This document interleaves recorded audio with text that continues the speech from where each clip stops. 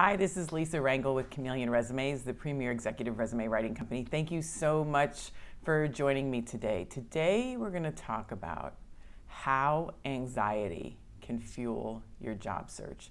And specifically, I'm going to give you 4 ways anxiety you may be experiencing can fuel your job search. I mean, we are in some crazy times, people. Our country in the U.S. here has never been more divided. Our world has, been stricken by this virus, and as much as sometimes, some days we may wake up and pretend like it all doesn't exist. The bottom line is, once we sip down some coffee and turn on the TV, we know it exists. So, it's something we just have to contend with. And, I'm a big believer in, being hopeful, persevering, and giving people tools that can help them keep moving forward and, capitalize on the ethical opportunity that can exist in this chaos, the ethical ways of helping people in this chaos. And so I want to give you 4 ways that I use personally when I'm having some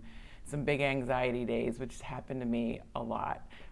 So these are tried and true tested ways based on what I experience every day. And I just wanted to share those with you because I'm thinking anxiety may be a part of your day today. So if it is, I hope this helps.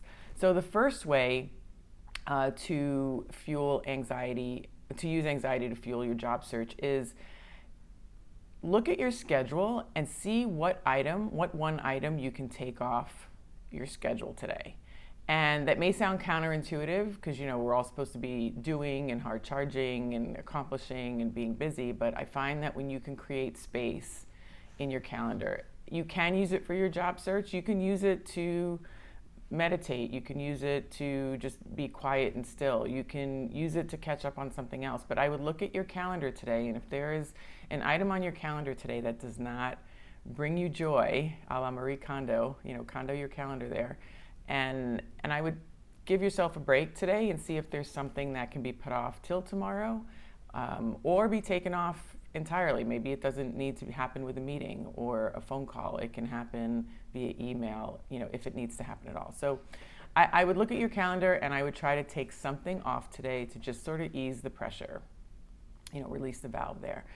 The second item that you can do to use anxiety to fuel your job search and get juice, to move forward is reach out and help someone, which may sound really cliche, but, and I don't mean necessarily reaching out to network, but if you reach out to help someone, 1, you're helping someone, 2, you are making a connection, you're getting outside of yourself, and you are putting the focus on someone else. And I find that sometimes when we reach out in the context of helping someone else, funny things happen in that conversation or in that email dialogue that end up being somewhat of a networking opportunity that can help you in the end. Now, I wouldn't go into it with that mindset. I would literally try to go into a situation where you can reach out to somebody with the pure intentions of trying to help.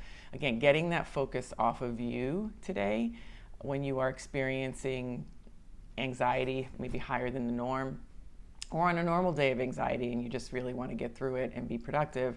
This is something that I do. I try to just get out of myself. I look at my contact list, look at my phone, look at my LinkedIn connections if I want it to be a business focus of helping someone, and I just reach out to them to see what I can do to help or see how they're doing. So I would do that.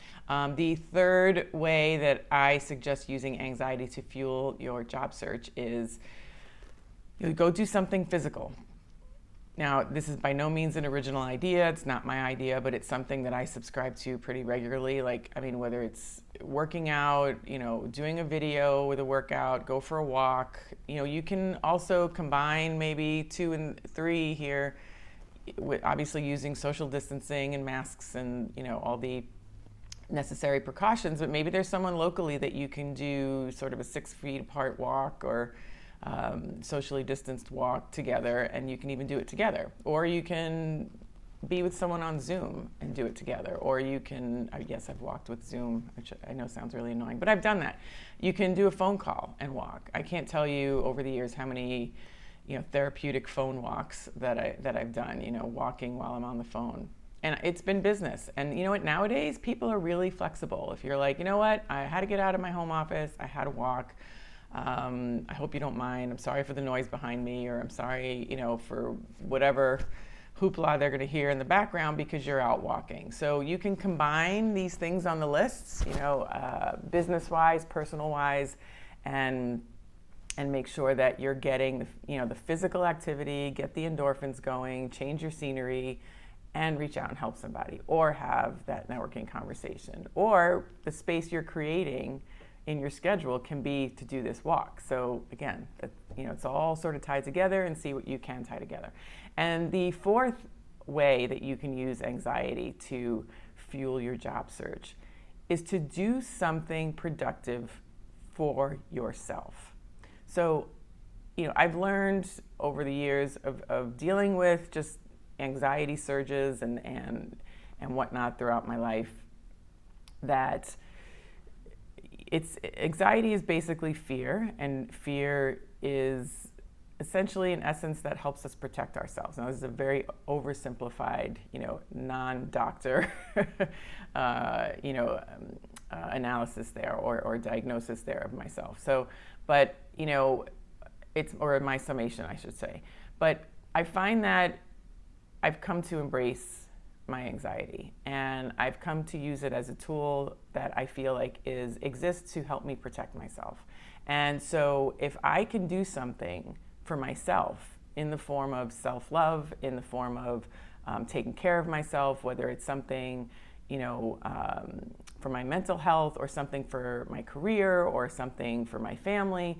But if I do something that I know, whatever I'm afraid of, and I find that in this climate, a lot of people are afraid for their job, they're afraid for their careers, they're afraid of what's going to happen. But part of that fear is rooted in the fact that they're not ready if something adverse were to happen. And you know what? And not to be all negative, there's also, like I said, I've said it once before in this video, there's ethical opportunity in this chaos. So you can be approached with a recruiter or a colleague for an opportunity that's coming out of the result of the situations that we're all in. I mean, essential companies are hiring, forward-thinking companies are hiring. Companies are seeing that one day we're going to be out of this chaos, and they're building teams of really bright, game-changing people who are used to working without a playbook. They're building those teams so they can come out of this thriving, not even just surviving. So, be part of that change, be part of that positive change, and have a resume ready. Take care of yourself. So, I find that if you can take care of yourself in many of the different ways that you're going to intuitively know what you're going to need to do, and do that fourth item here on the list is to do something for yourself to address whatever you're fearful of. Do something in the direction of addressing that fear so you can feel protected, you can feel supported. That's what I suggest. And if that fear and anxiety of yours is related to your job and you don't have a resume ready, I'm going to suggest that you get one ready. You can do this in a very low cost way. There's so many different resources. In the link below this video, I'm going to put the link to our resume templates that you can use. You can pop your information in there. These are resume templates that I've designed that have actually landed interviews for our clients. So these are tested templates that have landed interviews.